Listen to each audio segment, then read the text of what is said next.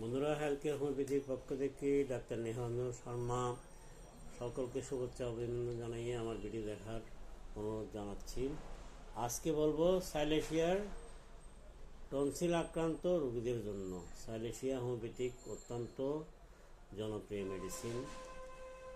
যারা টনসিলে কষ্ট পায়, টনসিলের কারণে গলা পুড়ে যায়, গলায় প্রচণ্ড ব্যথা হয় এবং থাইরয়েডের সমস্যা আছে, থাইরয়েড বৃদ্ধি থাকে, থাইরয়েড গ্ল্যান্ড ফুলে যায়, থাইরয়েডের ব্যথা হয় এবং টনসিলের ব্যথার কারণে মনে হচ্ছে গলার মধ্যে আলপিনের মতো ফুটে আছে।